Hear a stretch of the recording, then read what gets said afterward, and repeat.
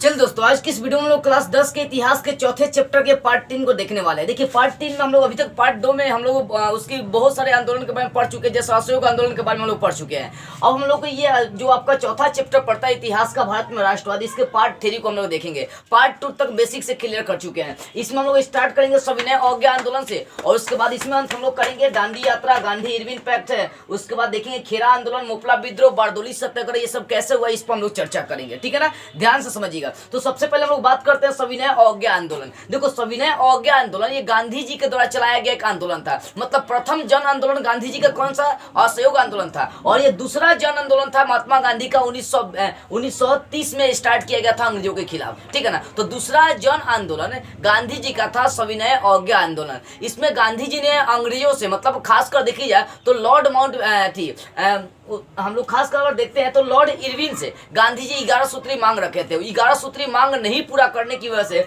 महात्मा गांधी ने सविनय अवज्ञा आंदोलन स्टार्ट किया था। ठीक है ना, तो हम लोग बात करते हैं सबसे पहले सविनय अवज्ञा आंदोलन। देखो सविनय अवज्ञा आंदोलन इसका नेतृत्व गांधी जी किए थे, और ये महात्मा गांधी का दूसरा जन आंदोलन था। तो प्रथम जन आंदोलन महात्मा गांधी 1920 में चलाए थे, इसका नाम था असहयोग आंदोलन, जिसमें महात्मा गांधी पूरी तरह से असफल हो गए थे। लेकिन उनका दूसरा जन आंदोलन था, उस जन आंदोलन का नाम था सविनय अवज्ञा आंदोलन। इस आंदोलन को महात्मा गांधी ने अंग्रेजों के खिलाफ स्टार्ट किया था, और इसके रीजन क्या थे, ये आंदोलन स्टार्ट करने के बहुत सारे रीजन थे, उसको हम लोग विस्तार से समझेंगे। सबसे पहली बात ये समझो, 1930 ईस्वी में महात्मा गांधी ने दूसरा जन आंदोलन स्टार्ट किया, जिसका नाम था सविनय अवज्ञा आंदोलन। इस आंदोलन का नेतृत्व महात्मा गांधी किए। अब ये आंदोलन क्यों हुआ था, इनके कारणों पर हम लोग चर्चा करते हैं। पहला कारण था सविनय अवज्ञा आंदोलन का, सबसे पहला कारण था साइमन कमीशन। देखो बुआ, सबसे पहली बात है 1919 में आपको बताया गया था कि अंग्रेज एक ऐसा कानून ला रहे थे जिसके तहत किसी भी भारतीय को कभी भी उठाकर जेल में डाली जा सकती थी, जिसका नाम था रॉलेट एक्ट।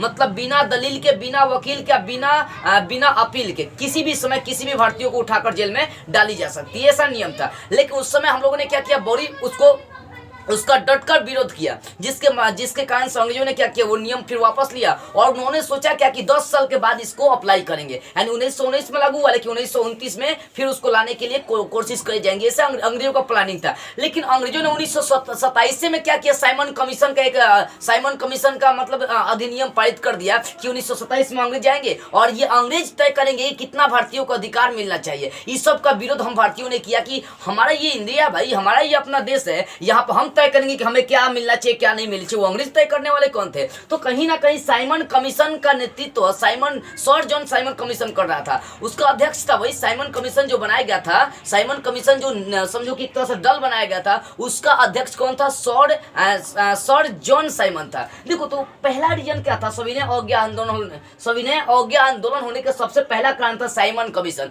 1928 में साइमन कमीशन आया अपने देश में बहुत सारे नियम कानून लागू करने के लिए कि अंग्रेज तय करेंगे कि भाई हमें कितना अधिकार मिलनी चाहिए। तो इसका विरोध लाला लाजपत राय ने किया था। अब पूछता भी है, साइमन वापस जाओ, साइमन गो बैक, यह नारा किसने दिया था? तो लाला लाजपत राय ने नारा दिया था। ठीक है ना, तो 1928 में साइमन कमीशन अपने देश में वापस आया था, लेकिन हम लोगों ने क्या किया, डटकर उसका विरोध किया। तो पहला रीजन था सविनय अवज्ञा आंदोलन होने के सबसे पहला कारण था साइमन कमीशन आकर अपने देश में वो नियम कानून लगाना चाहता था, लेकिन हम भारतीयों ने उसका डटकर विरोध किया। और दूसरा था नेहरू रिपोर्ट। देखो नेहरू रिपोर्ट क्या था? तो 1928 में साइमन गो बैक का नारा लाला लाजपत राय ने दिया, और अंग्रेजों ने क्या किया, उन्हें बुरी तरह से मार पीट कर उन्हें घायल कर दिया, और उसी समय उनकी मृत्यु भी हो गई थी 1928 में। किनका? लाला लाजपत राय का। तो नेहरू रिपोर्ट आपको मालूम है, देखो 1928 में जैसे साइमन कमीशन को भगाने के लिए हम लोगों ने क्या किया, बड़ी जोर शोर से आंदोलन किया। तो मोतीलाल नेहरू ने क्या किया, दिल्ली में नेहरू ने दिल्ली में एक रिपोर्ट दिया, जिसका नाम पड़ गया नेहरू रिपोर्ट। अब यहाँ पे एक चीज समझो ध्यान से बुआ, देखो साइमन कमीशन 1928 में भारत आया, उसको भगाने के लिए हम भारतीयों ने बड़ी जोर शोर से क्या किया, आंदोलन किए। ठीक है ना, तो 1928 ईस्वी में मोतीलाल नेहरू ने एक रिपोर्ट दिया, जिसका नाम पड़ गया था नेहरू रिपोर्ट। अब पूछता है नेहरू रिपोर्ट की चर्चा करें तो लिखिएगा 1928 ईस्वी में जब भारत में साइमन कमीशन आया था, तो वहां पर मोतीलाल नेहरू ने एक दिल्ली में रिपोर्ट दिया, दिया जिसका नाम पड़ गया था नेहरू रिपोर्ट। और देखो उसके बाद जब साइमन कमीशन को हम लोग भगाने के लिए बहुत सारा नारा लगा रहे थे कि Simon go back, Simon go back, Simon वापस जाओ, तो उस समय साइमन का कुछ नेता लोगों ने क्या बोला कि जाओ तुम एक अपना संविधान अलग बना लो और उसकी मान्यता हम दे देंगे। तो मतलब उस समय नेहरू रिपोर्ट में दर्जा मिली कि इंडियन लोग अपना एक अलग संविधान बना सकते हैं, लेकिन हम लोगों ने क्या किया, इस सब अंग्रेज के मांग को फिर नकार दिए। तो पहला रीजन था साइमन कमीशन, दूसरा रीजन था नेहरू रिपोर्ट, और तीसरा चलते हैं विश्वव्यापी आर्थिक मंदी का प्रभाव। अब देखो आर्थिक मंदी क्या होता है, देखो बाबू आर्थिक मंदी का सबसे बड़ा अगर हम लोग कारण देखते हैं तो आर्थिक मंदी का मतलब होता है क्या कि कृषि चाहे व्यवसाय के आदान प्रदान को रोक देना। आर्थिक मंदी हो गया मतलब मान लो दूसरे देश से हमारा सामान नहीं आएगा तो भाई भुखमरिया ही जाएगी, क्योंकि इंडिया देखो आज पूरे विश्व पासित हो चुका है, वो अपनी देशों का प्रयोग नहीं करके विदेशी वस्तुओं का प्रयोग करता है, स्वदेशी वस्तुओं का प्रयोग नहीं करता है। तो तीसरा रीजन था विश्वव्यापी का आर्थिक मंदी का प्रभाव। कहीं ना कहीं मतलब देखिए जब विश्वव्यापी का मतलब क्या होगा, यहाँ के जो कृषि लोग थे, यहाँ जो मजदूर लोग थे, उन सभी का यहाँ कंडीशन जो था ना बड़ी दयनीय हो गया था। अंग्रेज तो उनका भरपूर मात्रा में शोषण करते ही थे और साथ में काम ज्यादा करवाने के बाद उनका पैसा भी नहीं देते थे, इतना मतलब शोषण करने का वो काम करते थे। तो विश्वव्यापी आर्थिक मंदी का प्रभाव 1929 से लेकर 1930 में काफी मात्रा में पड़ा, जिससे किसान और मजदूरों की स्थिति बहुत ज्यादा मात्रा में दयनीय हो गई और ये रीजन बन गया किसका, सविनय अवज्ञा आंदोलन का। अब चौथा देखते हैं तो क्रांतिकारी आंदोलन का उभार। उस समय तक हमारे देश में बहुत सारे क्रांतिकारी लोग जग चुके थे और जो अलग अलग दल मिलाकर मतलब अलग अलग दल लेकर क्रांति कर रहे थे। जैसे देख सकते हैं चंद्रशेखर आजाद, भगत सिंह ये अलग दल बनाए थे, इनका गर्म दल था। महात्मा गांधी अलग दल था जिसको नरम दल के नाम से हम लोग जानते हैं। तो कहीं ना कहीं क्रांति आंदोलन का उभार ज्यादा मात्रा में होने लगा था। तो महात्मा गांधी ने इस आंदोलन के दौरान सारे क्रांतिकारियों को एक जगह लाने का काम किया और उसके बाद पूर्ण स्वराज्य की मांग। इस सविनय अवज्ञा आंदोलन में महात्मा गांधी ने पूर्ण स्वराज्य की मांग करी और 26 जनवरी 1930 को स्वतंत्रता दिवस घोषित कर दी कि भाई अब हम लोग स्वतंत्र हो चुके हैं। यानी पूर्ण स्वराज्य की मांग उन्होंने 1929 के लाहौर अधिवेशन में मांग करी कि हमें पूर्ण स्वराज्य दी जानी चाहिए। तो कहां पर पूछता भी है क्वेश्चन कि पूर्ण स्वराज्य की मांग कहां करी गई थी, तो 1929 के लाहौर अधिवेशन में ये पास करी गई थी। कौन सा, पूर्ण स्वराज्य की मांग पास करी गई थी। और उसी में महात्मा गांधी ने 26 जनवरी 1930 को पूर्ण स्वतंत्रता दिवस मनाने की घोषणा कर दी कि अब हम लोग स्वतंत्र है। कब, तो 26 जनवरी 1930 को। तो ये पूर्ण स्वराज की मांग भी एक क्या होगा, सविनय अवज्ञा आंदोलन के कारण बन गया था। और छठा देख सकते हैं बड़ी इंपॉर्टेंट चीज है, गांधी का समझौतावादी रुके। गांधी जी ने लॉर्ड इरविन से समझौता करना चाहा कि मेरा 11 गो मांग है तुम पूरा कर दो, तो लॉर्ड इरविन साफ नकार दिया कि हम एक को आपका मांग पूरा नहीं करेंगे। महात्मा गांधी बोले कि वो तुम मेरा मांग पूरा नहीं करेगा, लेके स्टार्ट कर दिए कौन सा, सविनय अवज्ञा आंदोलन। ठीक है ना। तो जब अंग्रेजों ने क्या किया कि इनका मांग पूरा नहीं किया, यानी लॉर्ड इरविन जब इनका मांग पूरा नहीं किया तो महात्मा गांधी चलाए थे कौन सा आंदोलन, सविनय अवज्ञा आंदोलन चलाए थे। ठीक है ना। अब देखो इसी में एक और आंदोलन आ गया। देखो सबसे पहली बात है कि सविनय अवज्ञा आंदोलन करने के क्या उद्देश्य थे, तो इसका उद्देश्य था कि अंग्रेजी वस्तुओं का पूरी तरह से बहिष्कार करना, अंग्रेजी नौकरियां छोड़ देना, अंग्रेजी काम धाम छोड़ देना, अंग्रेजी वस्तु खरीदना, मतलब अंग्रेजी वस्तुओं का पूरी तरह से बहिष्कार करना और स्वदेशी वस्तुओं को अपनाना। और असहयोग आंदोलन का भी यही उद्देश्य था और वही उद्देश्य सविनय अवज्ञा आंदोलन का भी था। ठीक है। तो सविनय अवज्ञा आंदोलन के क्या क्या कारण थे, साइमन कमीशन, दूसरा नेहरू रिपोर्ट, तीसरा विश्वव्यापी आर्थिक मंदी का प्रभाव, तीसरा क्रांतिकारी आंदोलन का उभार, चौथा पूर्ण स्वराज्य की मांग और पांचवा था गांधी का समझौतावादी रुख। ठीक है ना। ये 5 ऐसे कारण थे जिसके कारण से सविनय अवज्ञा आंदोलन सामने उभर के आया। अब देखो पांचों में गांधी जी का समझौतावादी रुख था, लेकिन अंग्रेजी ने लॉर्ड इरविन इसको नहीं माना तो गांधी जी ने सविनय अवज्ञा आंदोलन स्टार्ट करी। उसके उपरांत देख सकते हैं तो गांधी जी ने इसी के बीच में एक और यात्रा स्टार्ट करी जिसका नाम था दांडी यात्रा। गांधी जी का यह था कौन सा यात्रा, दांडी यात्रा। तो दांडी यात्रा इसी के बीच में जब लॉर्ड इरविन ने नहीं माना तो उस समय अंग्रेज जो थे ना हम लोग से नीमक पर भी कर लेते थे कर्जा। देखिएगा हम लोग का नीमक बहुत महंगा नहीं है, सस्ता है। इसके पीछे का रीजन है कि सरकार इस पर कोनो टैक्स नहीं लेती है। जिस चीज पर सरकार टैक्स लेती है ना देखो कितना महंगा हो गया, जैसे डीजल देखो, पेट्रोल देखो, बहुत ज्यादा महंगा हो गया। इसके पीछे का रीजन है कि 40-50 रुपया टैक्स सरकारें ले लेती है जिसके कारण से वो महंगा है। ठीक है ना। तो कहीं ना कहीं अगर देखे जाए यहाँ पर तो उन्होंने एक दांडी यात्रा इसी के बीच में स्टार्ट करी। कब, जब लॉर्ड इरविन ने उनके समझौता को नकार दिया। ठीक है। तो दांडी यात्रा स्टार्ट करें। दांडी यात्रा को हम लोग समझते हैं। देखो दांडी यात्रा कब है, महात्मा गांधी ये साबरमती आश्रम से स्टार्ट किए थे और जाकर समुद्र तट के नजदीक एक एरिया पड़ता है दांडी, वहीं पर रुके और वहीं पर नमक बनाकर नमक कानून का उल्लंघन कर दिए। और महात्मा गांधी ने ये जोर डाली कि जो अंग्रेज जो है ना नमक पर कर लगाए हैं उसको खत्म कर दे पूरी तरह से, ठीक है ना। यानी देख सकते हैं दांडी यात्रा 12 मार्च 1930 को स्टार्ट करी गई और 24 दिन के अंदर में 6 अप्रैल 1930 को समाप्त कर दी गई। और ये कहां से शुरू कर दिया गया, तो साबरमती आश्रम से स्टार्ट करी गई थी। और जब ये स्टार्ट किए थे ना तो उस समय इनके पास मात्र 78 लोग थे। कितने लोग, 78 लोग। लेकिन जब वो दांडी के निकट पहुंच गए, समुद्र के नजदीक पहुंच गए, तो वहां पर 20,000 से ज्यादा लोगों की जनसंख्या जुट चुकी थी, ठीक है ना। तो ये अंत कहां पर किए थे, तो ये दांडी के समुद्र तट पर जाकर क्या किया, इस आंदोलन का अंत किया। वहां पर समुद्र नमक बनाकर क्या किया, अंग्रेजों का जो नमक कानून आंदोलन था उसको खत्म कर दिए। नमक कानून पर जो कर लगाया था उसको खत्म कर दिए। आज जैसे ही महात्मा गांधी नमक बनाए, अब अपने देश में अलग अलग राज्यों में लोगों ने क्या किया, ऐसे ही दांडी यात्रा निकाल कर नमक बनाने लगे। बिहार में भी जानते हैं, बिहार में एक आंदोलन हो गया था उसी समय। बिहार में तो समुद्र है नहीं कि नमक बनाएंगे लोग, तो जाकर जानते हैं चौकीदारी पर जो कर लगाया गया था उस पर विरोध कर दिए, उस पर आंदोलन कर दिए थे लोग। तो बिहारियों कम नहीं ना, काहे छोड़ेंगे, हम किसी से कम नहीं, एक बिहारी 100 पे भारी, कहावत सुने ही होंगे। देखो तो दांडी यात्रा कब स्टार्ट करेगी, 12 मार्च 1930 को स्टार्ट करेगी और 6 अप्रैल 1930 को खत्म कर दी गई। यानी 24 दिन के अंदर में यह आंदोलन क्लियर हो गया था। इसमें महात्मा गांधी क्या किए थे, इसमें महात्मा गांधी साबरमती आश्रम से यात्रा स्टार्ट किए। उस समय 78 लोग उनके पास थे और ये जाते जाते दांडी के निकट पहुंचकर, समुद्र के निकट पहुंचकर उन्होंने नमक बनाया और अंग्रेजों के नमक कानून का उल्लंघन कर दिया और अंग्रेजों से नमक पर कर माफ करवाने के लिए बहुत जोर डाला। अब देखो उसी समय एक और आंदोलन, उसी समय महात्मा गांधी को प्रथम गोलमेज सम्मेलन में बुलाया गया था। प्रथम गोलमेज सम्मेलन 1930 में हुआ था। उसी समय जब दांडी यात्रा कर रहे थे, तो देखो कहीं ना कहीं लाहौर में यह अधिवेशन गोलमेज सम्मेलन हो रहा था। तो अंग्रेजों ने क्या किया, लॉर्ड इरविन को बोला था कि तुम महात्मा गांधी को प्रथम गोलमेज सम्मेलन में भेजो ताकि उनसे बातचीत करी जाए। तो महात्मा गांधी साफ नकार दी कि हम नहीं जाएंगे भाई, उस आंदोलन में हम तनिको जेबे नहीं करेंगे, ठीक है ना। तो जब वो प्रथम गोलमेज सम्मेलन में महात्मा गांधी नहीं गए, तो वो जो लाहौर का प्रधानमंत्री था उस समय अपने देश का, वो मतलब वो अंग्रेजी प्रधानमंत्री बना बैठा था। तो लाहौर का जो प्रधानमंत्री बना बैठा था उस समय, तो वो क्या किया, लॉर्ड इरविन को खूब गरियाया कि तुम्हारे चलते महात्मा गांधी प्रथम गोलमेज सम्मेलन में नहीं आए। वो जो मांग कर रहे हैं पूरा करो, आपके द्वितीय गोलमेज सम्मेलन में तुमको भेजना है महात्मा गांधी को। तो द्वितीय गोलमेज सम्मेलन 1931 में हुआ था और उस गोलमेज सम्मेलन में महात्मा गांधी भाग लिए थे। कब लिए, जब लॉर्ड इरविन ने महात्मा गांधी की 11 मांगों को मान लिया तब। यानी 1931 में महात्मा गांधी और लॉर्ड इरविन के बीच समझौता हुआ था, जिसे दिल्ली पैक्ट या दिल्ली समझौता हम लोग कहते हैं।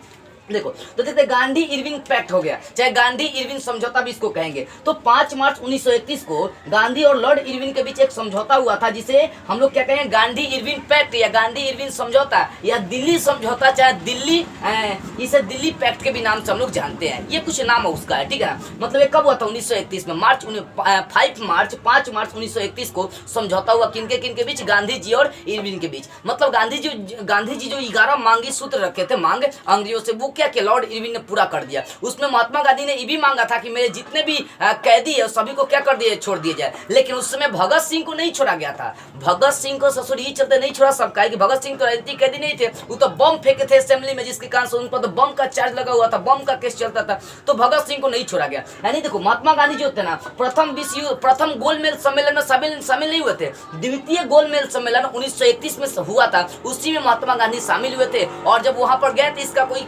खास मतलब देखी जाए तो भूमिका नहीं निकला, महात्मा गांधी के आने जाने का कोई फल नहीं निकला। लेकिन एक काम करके आए थे, डॉक्टर भीमराव अंबेडकर एक अलग देश की मांग लेकर मतलब जीत लगाकर बैठे थे कि छोटे कास्टों को, दलितों के लिए एक अलग देश चाहिए। तो महात्मा गांधी ने उनसे क्या किया, सब विचार विमर्श करके उसको निपटाने का काम किए थे, ठीक है ना। और द्वितीय गोलमेज सम्मेलन भी 1932 में हुआ था, लेकिन महात्मा गांधी उसमें नहीं गए, मतलब तृतीय में नहीं गए। तो प्रथम, द्वितीय, तृतीय 3 गो गोलमेज सम्मेलन हुआ, जिसमें महात्मा गांधी द्वितीय गोलमेज सम्मेलन में भाग लिए थे 1931 में। पूछता भी है कि महात्मा गांधी किस गोलमेज सम्मेलन में भाग लिए थे, तो द्वितीय में। अब कब, तो 1931 में, ठीक है ना। तो यहाँ तक आपको समझ में आ गई गांधी इरविन पैक्ट। अब समझते हैं सविनय अवज्ञा आंदोलन जो हुआ था, इसका परिणाम क्या निकला। अभी सविनय अवज्ञा आंदोलन आपको बता दिए थे, इसके होने के कारण क्या थे और इसका उद्देश्य क्या था। अब हम लोग समझते हैं कि सविनय अवज्ञा आंदोलन का परिणाम क्या निकला। देखो सविनय अवज्ञा आंदोलन पूरी तरह से सफल हो गया। इसलिए सफल हो गया क्योंकि लॉर्ड इरविन ने क्या किया, उनकी मांगों को पूरा कर दिया। तो सविनय अवज्ञा आंदोलन क्या हो गया, पूरी तरह से सफल हो गया। तो इसका परिणाम क्या निकला, इसका परिणाम यही निकला कि देश में महिला से लेकर हर जाति के लोग, हर पुरुष क्या होगा, सजग हो गया, जागृत हो गया, अपने देश की आजादी के लिए लड़ने लगा। और दूसरा का नशीली वस्तुओं पर रोक लगा दिया गया कि अंग्रेज नशीली वस्तु यहाँ पर नहीं बेचेंगे, उसका उपयोग कोई भी भारतीय जनता नहीं करेगा। और तीसरा महिला इस आंदोलन में भरपूर मात्रा में भाग ली और उसके बाद अपने समाज का क्या करी, विस्तार करी और अपना वर्चस्व दिखाना शुरू कर दी। और चौथा देख सकते हैं, भारतीय जनता में राजनीतिक चेतना जगना शुरू हो गया कि नहीं, अब भारतीय जनता भी राजनीति में भाग लेंगे। इसी आंदोलन का परिणाम था। और पांचवा देख सकते हैं कि 1935 में इसी आंदोलन के कारण भारत शासन अधिनियम लगा दिया गया। जबकि अंग्रेज लगाने जा रहे थे, अंग्रेजी शासन अधिनियम लगाने जा रहे थे, लेकिन इस आंदोलन की वजह से क्या कौन सा नियम लगा दिया गया, तो भारत का शासन अधिनियम लागू कर दिया गया। ठीक है ना। तो इस तरह से अगर देखते हैं तो सविनय अवज्ञा आंदोलन का परिणाम क्या क्या निकला, तो बस देश में सारे लोग सजग हो गए। उसके बाद नशीली वस्तुओं की बिक्री पर रोक लगा दिया गया। उसके बाद महिला इसमें भाग लेकर समाज का विस्तार करने लगी। उसके बाद भारतीय जनता में राजनीतिक चेतना का विकास होने लगा और 1935 में भारत अधिनियम शासन लगा दिया गया। तो इस तरह से देख सकते हैं सविनय अवज्ञा आंदोलन के ये परिणाम निकले थे। अब हम लोग समझते हैं आगे का आंदोलन, देख सकते हैं खेरा आंदोलन। इसका नेतृत्व कौन किए थे, गांधी जी ही किए थे। तो जैसा हम लोग खेरा आंदोलन पर भी चर्चा कर लेते हैं, ध्यान से समझते चलेगा सारी बातों को। ठीक है, देखो खेरा आंदोलन समझते हैं। खेरा आंदोलन का नेतृत्व तो महात्मा गांधी किए थे। ये खेरा आंदोलन गुजरात के खेरा जिला से शुरू हुआ था। वहां पर क्या होता है, किसानों पर बहुत ज्यादा कर लगा दिया गया था, लगान लगा दिया गया था। उसको माफ कराने के लिए महात्मा गांधी ने क्या किया कि 1918 में 1918 में मतलब विद्रोह किया था, आंदोलन किया था, जिसके पीछे क्या हो गया, सरकार को जो किसान थे उनका कर माफ करना पड़ा था। ठीक है ना। तो ये खेरा आंदोलन जो था ना, इसका नेतृत्व तो महात्मा गांधी किए थे। और 1917 में क्या हुआ था ना, बहुत ज्यादा भारी बारिश होने के कारण से सारा फसल मतलब तबाह हो गया था, जिसके कारण से सरकार ने और के लगान लगा दिया। इस लगान को माफ कराने के लिए महात्मा गांधी ने कदम उठाया, एक आंदोलन किया जिसका नाम पड़ गया खेरा आंदोलन। ये कहाँ था, तो गुजरात के खेरा जिले में था। ठीक है ना। वहां पर भरपूर मात्रा में 1917 में बारिश हुआ था। तो 22 जून 1918 को महात्मा गांधी ने लगान माफ कराने के लिए क्या किया, एक सत्याग्रह चलाया जिसका नाम पड़ गया था खेरा सत्याग्रह, चाहे खेरा आंदोलन। ये जो आंदोलन था 1 महीने तक लगभग चला था और सरकार को बाद में इनके आंदोलन के आगे झुकना पड़ा और लगान माफ करनी पड़ी। तो ये था खेरा आंदोलन। अब आगे चलते हैं मोपला विद्रोह, हम लोग समझ लेते हैं। मोपला विद्रोह भी कई बार आपके एग्जाम में पूछा। देखो मोपला विद्रोह अगर देखते हैं तो स्टार्टिंग हुआ था 1917 से, लेकिन जाकर 1921 में ये संपूर्ण मतलब रूप ले लिया था। मोपला क्या था, तो मोपला एक मुसलमान थे, मुसलमानों पर जमींदार लोग बड़ी अत्याचार करते थे। इसी के विद्रोह में एक विद्रोह किया गया था। देखो यहाँ पर तो ये जो मोपला विद्रोह था ये केरल के मालाबार तट पर स्टार्ट किया गया था। केरल के मालाबार तट पर स्टार्ट किया गया। यहाँ पर जमींदार लोग मुसलमानों पर बहुत ज्यादा मात्रा में अत्याचार करते थे। मुसलमान लोग जमींदार लोग मुसलमानों पर बहुत ज्यादा अत्याचार करते थे, जिसको लेकर मोपला के जो मुसलमान थे उन्होंने विद्रोह कर दिया। तो मोपला विद्रोह देखो स्टार्टिंग तो हुआ था 1917 में। अगर इसको हम लोग विस्तार से समझते हैं तो देखो ध्यान से, ये मोपला विद्रोह जो है केरल के मालाबार तट पे स्टार्ट हुआ था। जमींदार लोग मुस्लिमों पर बड़ा अत्याचार करते थे। मोपला मतलब मुस्लिमों को यहाँ पर मोपला कहा गया केरल में। ठीक है ना। तो मोपला पर मुस्लिम लोगों पर जमींदार लोग बड़ी अत्याचार करते थे। तो मुस्लिमों ने एक अपना राजा चुना था, इसका नाम था अली मूसा लियार। क्या नाम था, अली मूसा लियार। ये अली मूसा लियार को जब राजा बना दिया गया ना, तो जितना भी सरकारी अंग्रेज का भवन था उस पर अटैक करने लगे। मतलब ये राजा जो था अटैक करवाने लगा और अंग्रेजी सरकार को बहुत ज्यादा मात्रा में क्षति पहुंचाने लगा। और भाई अंग्रेजी सरकार को बहुत मात्रा में क्षति पहुंचाने लगा तो अंग्रेजी सरकार ने कार्रवाई करवाने के बाद क्या हुआ कि मोपला विद्रोहियों को मतलब ले आकर बढ़िया युद्ध की स्थिति बना दिया। और ये जो अंग्रेजी सरकार थी मोपला विद्रोहियों को बहुत ज्यादा मारा, जिसमें 10,000 लोग मारे गए और 50,000 को उन्होंने बंदी बना लिया। और ये मोपला विद्रोही धीरे धीरे क्या हो गया, समाप्त हो गया। ध्यान से समझिएगा। तो केरल के मालाबार तट पे स्टार्ट हुआ था और यहाँ पर जमींदार लोग मुस्लिमों पर बड़ा अत्याचार करते थे, जिसके कारण से मुस्लिमों ने एक राजा चुना जिसका नाम था अली मूसा लियार। ये अली मूसा लियार अंग्रेजों को बहुत ज्यादा मात्रा में क्षति पहुंचाने लगा, जिसके कारण से मोपला विद्रोहियों और अंग्रेजों के बीच क्या होगा, युद्ध हो गया, जिसमें मोपला विद्रोही की बुरी तरह से हार होती है और 10,000 मोपला विद्रोही उसमें मारे जाते हैं, जबकि 50,000 को अंग्रेज बंदी बना लेता है। इस तरह से मोपला विद्रोह क्लियर हो जाता है। आगे देखो बारदोली सत्याग्रह। देखो बारदोली सत्याग्रह का नेतृत्व अगर देखते हैं तो सरदार वल्लभ भाई पटेल, सिर्फ हम लोग अभी नाम लेकर चलते हैं, वल्लभ भाई पटेल किए थे। कौन किए थे, वल्लभ भाई पटेल इस आंदोलन का नेतृत्व किए थे। इसका नाम था बारदोली सत्याग्रह। ये गुजरात के सूरत जिला के बारदोली एरिया का मतलब एक आंदोलन था, कह सकते हैं।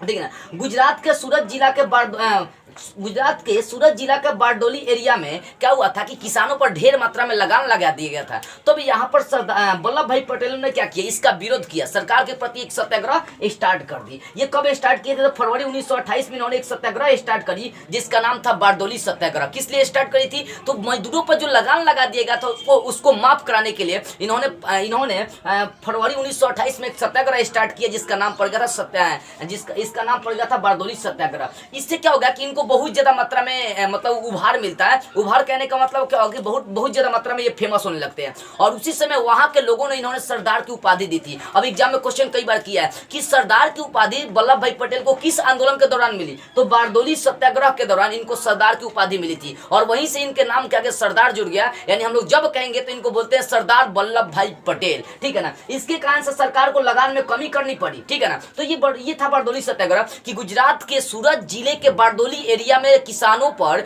मजदूरों पर जो लगान लगाया गया था उसको माफ कराने के लिए फरवरी 1928 में इन्होंने एक आंदोलन स्टार्ट किया था, सत्याग्रह स्टार्ट किया था जिसका नाम पड़ गया बारडोली सत्याग्रह, ठीक है ना। और सरकार यहाँ पर सरकार की जो इनको इसी के दौरान सरदार की उपाधि भी मिली थी और साथ में सरकार को लगान में कमी करनी पड़ी थी इस आंदोलन के दौरान और इनको प्रसिद्धता मिली थी। मतलब ये अपने आंदोलन में फेमस है, अपने आंदोलन में पूर्ण बहुमत हो गए थे, मतलब जीत गई ये आंदोलन, ठीक है ना। तो इसी आंदोलन के दौरान आपको मिला था, इनको क्या मिला था, सरदार की उपाधि। अब आगे समझते हैं मजदूर आंदोलन क्या था। देखो बुआ, मजदूर आंदोलन 1918 में स्टार्ट किया गया था। इसका नाम होता है अहमदाबाद मजदूर आंदोलन। इस आंदोलन को हम लोग कहते हैं अहमदाबाद मजदूर आंदोलन। ये 1918 में हुआ था। इसका भी नेतृत्व महात्मा गांधी किए थे। अब देखो 1917 में क्या हुआ था कि अपने देश में प्लेग नाम का महामारी फैला था। कौन सा प्लेग नाम का महामारी फैला था, अहमदाबाद में फैला था, काफी मात्रा में अहमदाबाद में फैला था। तो वहां के मजदूर अपनी जान बचाने के लिए दूसरे एरिया में जाने लगे। तो वहां के मिल मालिकों ने क्या किया कि जो मजदूर थे उनका दाम मतलब कर बढ़ाने लगा। कर बढ़ाने का मतलब क्या होगा, उनका कीमत बढ़ाने लगा कि तब इतना काम करो, इतना तुमको पैसा दूंगा, तुम मेरे पास ही काम करो। मतलब उनका वेतन में वृद्धि करने लगा, जिसके कारण से मजदूर क्या करने लगे, वहां पर काम करने लगे। अब जैसे जैसे प्लेग नाम की बीमारी कम हो गई, ले ससुरी वहां पर सब उस मजदूरों का दाम धीरे धीरे कम हो गया, उनका वेतन में धीरे धीरे कमी आ गई। इसी सब चीज को लेकर मजदूरों ने क्या किया, एक आंदोलन किया जिसका नेतृत्व महात्मा गांधी कर रहे थे और इसमें महात्मा गांधी को पूर्ण बहुमत भी मिल जाती है, ठीक है ना। तो मजदूरों द्वारा एक आंदोलन किया गया जिसका नाम था मजदूर आंदोलन, ठीक है। ये 31 अक्टूबर 1920 को, अब यहाँ पर समझो, पहले ये समझ लो विस्तार से। ये मजदूर आंदोलन, इसका नेतृत्व महात्मा गांधी किए थे। कब किए थे, 1918 में किए थे, इतना तो आपको मालूम है, ठीक है ना। अब देखो 1917 में बता दें कि प्लेग नाम का बीमारी अहमदाबाद में बहुत ज्यादा मात्रा में फैली थी। अब प्लेग नाम की जो बीमारी थी अहमदाबाद में बहुत ज्यादा मात्रा में फैली थी, तो मजदूर वहां से भागने लगे, ठीक है ना। लेकिन अंग्रेजों ने क्या किया, उनका वेतन बढ़ा दिया और बोला कि मेरे पास ही काम करिए। आज जैसे ही प्लेग नाम की बीमारी खत्म हो गई, उनका वेतन में कमी कर दिया। इसी सब चीज को लेकर मजदूरों ने आंदोलन किया जिसका नाम पड़ गया था मजदूर आंदोलन। इस आंदोलन का नेतृत्व महात्मा गांधी करी थी। अब इसी में एक दो और क्वेश्चन देखो। 31 अक्टूबर 1920 ईस्वी को कांग्रेस पार्टी ने all India trade union of Congress की स्थापना करी थी। ये कुछ इंपॉर्टेंट बात है, इसको जरा सा आप दिमाग में बैठा लीजिए। देखो 31 अक्टूबर 1920 ईस्वी को कांग्रेस पार्टी ने all India trade union of Congress की स्थापना करी थी। इसको शॉर्ट में AITUC बोलते हैं, all India trade union of Congress, ठीक है ना, इसको हम लोग बोलते हैं। इसकी स्थापना कब करी थी, 1920 ईस्वी में। किस पार्टी ने करी थी, तो कांग्रेस पार्टी ने, ठीक है ना। ये इसलिए करी थी ना, देखो इस पार्टी की स्थापना का उद्देश्य था कि मजदूरों पर जो अत्याचार करी जा रही है ना, उस पर रोक लगा दी जाए, ठीक है ना। ये बात आपको समझ में आ गई। अब उसी समय 1929 में मेरठ षड्यंत्र हो गया। मेरठ षड्यंत्र का मतलब क्या होगा, अंग्रेजों ने कुछ षड्यंत्र रच दिया, कुछ प्रपंच रच दिया भारतीयों के आंदोलन को दबाने के लिए। तो 1929 में एक और षड्यंत्र सामने आ गया जिसका नाम था मेरठ षड्यंत्र। अब आपके एग्जाम में पूछता भी है मेरठ षड्यंत्र क्या है, जरा इसको भी समझ लो। देखो मेरठ षड्यंत्र अगर देखते हैं तो मार्च 1929 से लेकर 1931, मतलब मार्च 1929 में ये स्टार्ट किया गया था। अंग्रेजों के द्वारा मतलब लगाया गया एक षड्यंत्र था। अब ये क्या था, तो 31 श्रमिकों का क्या किया, 31 जो श्रमिक मालिक थे या जो श्रमिक नेता थे, अंग्रेजों ने उनका पहचाने छीन लिया, उनका अधिकार छीन लिया और मेरठ में लिया कर उन पर मुकदमा दायर करा दिया। इसी को हम लोग मेरठ षड्यंत्र कहते हैं। कब, तो देख सकते हैं मार्च 1929 ईस्वी में अंग्रेजों ने 31 श्रमिक नेताओं पर क्या किया, एक 33 श्रमिक नेताओं के अधिकार को छीन लिया और उन पर मेरठ में लाकर, मुंबई के मेरठ में लाकर उन पर मुकदमा दायर कर दिया। इसी को हम लोग बोलते हैं मेरठ षड्यंत्र। तो आपके एग्जाम में ये भी पूछता है मेरठ षड्यंत्र। अब देखो यहाँ पर ये अंतिम पॉइंट हम लोग समझ लेते हैं। ये अंतिम पॉइंट है जनजातीय आंदोलन। देखो जनजातीय आंदोलन में हम लोग दो आंदोलन मतलब विस्तार से पढ़ेंगे। पहला रंपा विद्रोह और दूसरा का हम लोग खोंड विद्रोह। देखो जनजातीय आंदोलन का मतलब क्या होगा, आदिवासी लोग भी अपने देश के आजादी में बड़ी योगदान दिए। शुरू से देख सकते हैं, अगर चंद्रगुप्त मौर्य के काल में देखेंगे तो अहेरिया नाम का जो आदिवासी था वो भारत के अखंड सपना के लिए अपनी जान दिया था। तो कहीं ना कहीं आदिवासी लोग भी इस देश की आजादी में अपनी महत्वपूर्ण भूमिका निभाए। तो जरा सा जनजातीय आंदोलन हम लोग समझते हैं। जनजातीय मतलब आदिवासी लोगों ने कैसे कैसे आंदोलन किए, तो उसमें मुख्य देखेंगे तो रंपा विद्रोह। रंपा विद्रोह 1916 में किया गया था। अभी रंपा विद्रोह क्या था, दक्षिण भारत में गोदावरी पहाड़ियों के पुराने प्रदेश जिसका नाम था रंपा, मतलब दक्षिण भारत का एरिया जो है हम लोग का, दक्षिण भारत का जो एरिया है वहां पर गोदावरी पहाड़ी के जो पुराना प्रदेश था उसका नाम था रंपा। अब रंपा में 1916 में एक विद्रोह हुआ था जिसका नाम पड़ गया था रंपा विद्रोह। अब देखो आगे चलकर 1922 से लेकर 1924 में सीताराम राजू के नेतृत्व में ये एक बड़ा विद्रोह का रूप ले लिया था। क्या होता, बड़ा विद्रोह का रूप ले लिया था। किसके नेतृत्व में, सीताराम राजू के नेतृत्व में ये एक बड़ा विद्रोह का रूप ले लिया। उसके बाद अगर देखेंगे यही जो रंपा विद्रोह था, आदिवासियों ने क्या किया, आदिवासियों ने श्री राजू के नेतृत्व में छापामार युद्ध स्टार्ट कर दिया। यानी जो आदिवासी लोग थे वो जो आदिवासी लोग थे यहाँ के, उन्होंने क्या किया, श्री राजू को अपना नेता चुन लिया और उसके नेतृत्व में अंग्रेजों के खिलाफ छापामार युद्ध स्टार्ट कर दिया। और इस आंदोलन का मुख्य उद्देश्य यही था कि साहूकार जो बड़े बड़े लोग हैं वो जो शोषण करते हैं उनसे मुक्ति पाना, झूम की खेती से मुक्ति पाना, और जो चराई से जो लगान लगाया गया था, चराई का मतलब समझते हैं ना, आप मालूल चराने जाएंगे तो अंग्रेज आपको चराने नहीं देंगे, तो इस सारे लगान को माफ करना, इस सब पर रोक हटाना। तो ये था आपका साहूकार, मतलब इस आंदोलन का यही उद्देश्य था। यानी अगर देख सकते हैं तो कहीं ना कहीं ये जो जनजातीय लोग थे, जो आदिवासी लोग थे, कहीं ना कहीं ये भी आंदोलन करते रहे। तो रंपा विद्रोह 1916 में हुआ था, ये बड़ी इफेक्ट है, ठीक है ना। बस यही विद्रोह आगे बड़ा होते गया, 1922 से 24 में भी बड़ा हो गया, ठीक है ना। फिर आगे चलकर श्री राजू के नेतृत्व में छापामारी युद्ध स्टार्ट हो गया। और देख सकते हैं 6 मई 1924 को श्री राजू को क्या किया, अंग्रेजों ने गिरफ्तार किया और उन्हें गोली मार दिया, जिसके कारण से रंपा विद्रोह धीरे धीरे दबना स्टार्ट हो गई। तो ये था रंपा विद्रोह। अब चलते एक और विद्रोह उसी समय सामने आया था, इसका नाम था खोंड विद्रोह। क्या होता, खोंड विद्रोह। अब देखो ये सब आदिवासी का ही विद्रोह है। खोंड विद्रोह क्या था, तो उड़ीसा के सामंतवादी रियासत है जिसका नाम 10 पल्ला था। ये 10 पल्ला क्या है, तो वहीं पे एक खोंड लोग थे। खोंडों ने क्या किया, एक विद्रोह किया 1914 में जिसका नाम पड़ गया खोंड विद्रोह।